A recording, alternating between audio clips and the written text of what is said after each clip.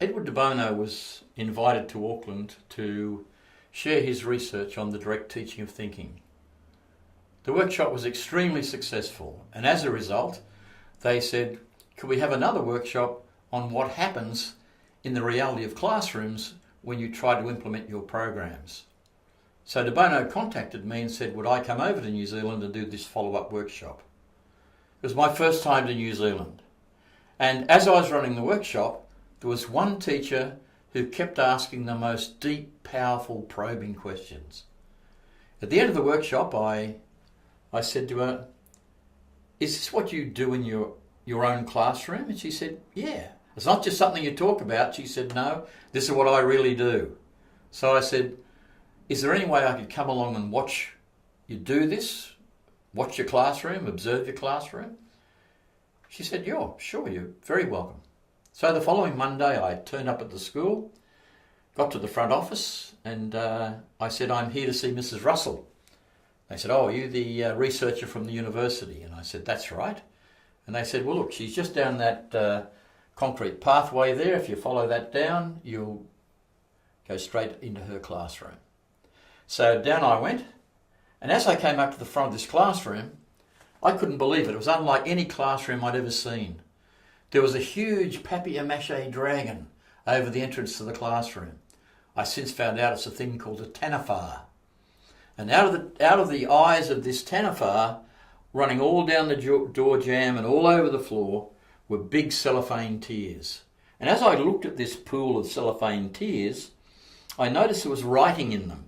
And I picked up the first one, I looked at it and said, I dreamt I bathed in taniwha tears.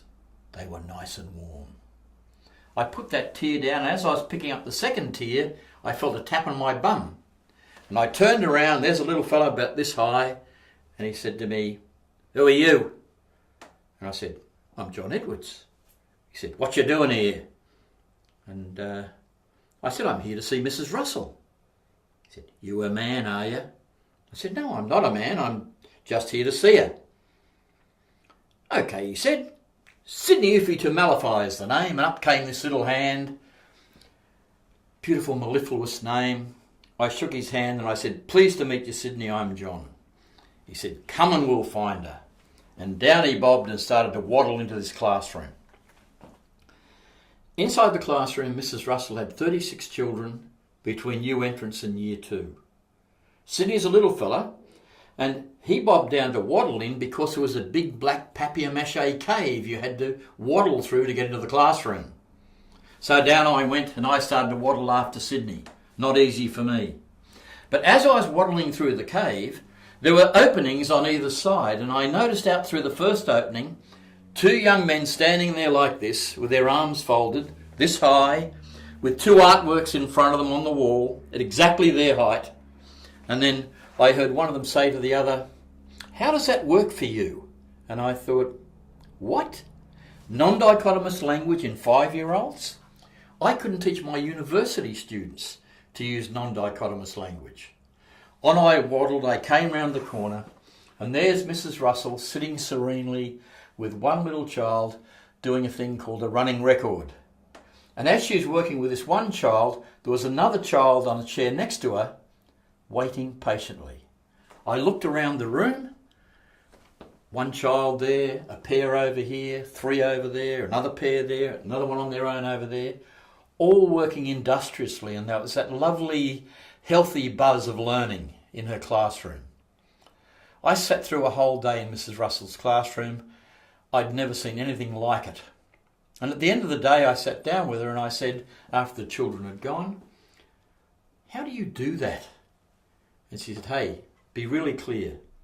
If you'd come at the start of the year, this is not what you'd see. I said, well, what would I see? And she said, I've got a very clear vision about how to work with children of this age.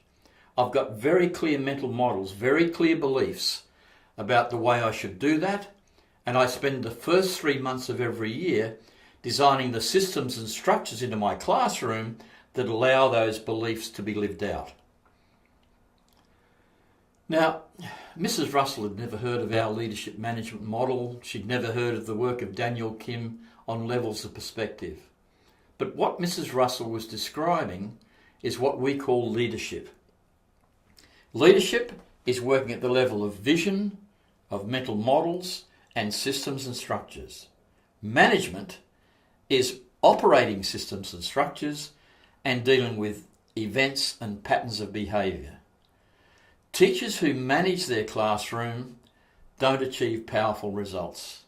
Teachers like Mrs. Russell who lead their classroom, that's real learning.